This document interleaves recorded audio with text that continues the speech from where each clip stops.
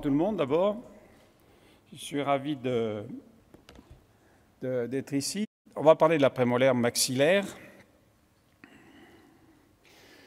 Alors c'est une dent qui a des spécificités et des fragilités, et ce sont les deux aspects que l'on va tenter de mettre en évidence. Il y avait deux ressorts pour attirer l'étudiant de deuxième année à s'intéresser à l'anatomie dentaire, qui n'était pas sa préoccupation majeure. Il y avait les incidences cliniques, rapporter les problèmes d'anatomie à la clinique, bien sûr, on va en parler. Mais il y avait un autre aspect aussi, c'était un autre ressort pour attirer le regard et l'oreille, et j'espère que ce sera pareil pour vous, c'était le monde merveilleux de l'évolution, de l'anthropologie, de l'anatomie comparée.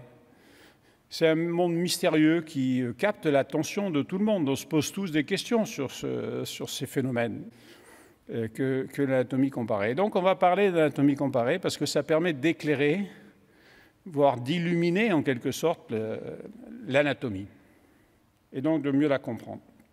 On va donc commencer par réfléchir un peu et regarder, simplement regarder. Ce sont des choses très intéressantes. Depuis presque 200 millions d'années, un peu plus parfois, il y a un système dentaire qui s'est présenté à l'entrée du tube digestif. Et c'est un système de captation. C'est pour rattraper la nourriture, pas pour la mastiquer. C'est pour rattraper. Et on a des formes de clous, c'est-à-dire des dents coniques, multiples, pas de prémolaires spécifiques, pas de différenciation morphologique.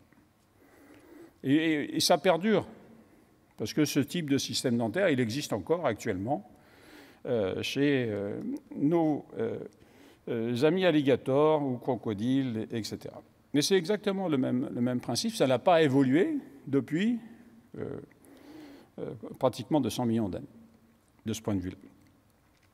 Chez les mammifères, les choses ont évolué de façon assez nette, et on va avoir deux catégories très différentes sur le plan de l'appareil manducateur de mammifères. On va avoir les carnivores, et les carnivores ont 4 prémolaires dans la formule générale dentaire, pas tous, mais ils peuvent en avoir 4, et ils ont des prémolaires qui ne sont pas des tables occlusales. Ce sont des éléments éventuellement, qui ne sont pas toujours en occlusion d'ailleurs, et qui sont des éléments un peu séquents, et aussi qui restent un élément de préhension. Il n'y a globalement pas de mastication chez les carnivores. C'est un élément de préhension. Chez l'herbivore, les choses sont complètement différentes.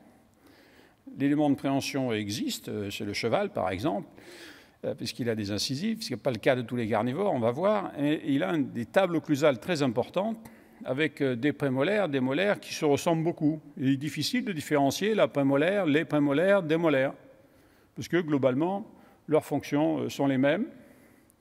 Leurs morphologies sont très proches, très très proches. Mais ça c'est un instrument de mastication. Avec, au passage, je ne peux pas m'en empêcher, mais au passage, il y a des courbes occlusales. On ne peut pas mâcher si on n'a pas de courbe occlusale. Et ces dents, elles s'usent. Quand on parle des usures dentaires chez nous, ce sont des usures, la plupart du temps, qui ont un caractère pathologique. Mais l'usure est physiologique chez beaucoup d'espèces parce que les dents subissent des efforts très importants. Mais elles ont aussi un environnement osseux très solide. Donc, au niveau de ces espèces-là, on a de petites différenciations au niveau des prémolaires. Elles ont des systèmes radiculaires très, très costauds, la plupart du temps pluriradiculaires, que ce soit mandibulaire ou maxillaire, et elles sont destinées à subir des efforts relativement importants. L'éléphant, moi je l'aime bien l'éléphant parce qu'il n'a pas de prémolaire, mais il n'a pas d'incisive, il n'a pas de système de préhension au niveau des dents. Il n'attrape pas sa nourriture avec les dents, ce qui est le cas de la plupart des animaux.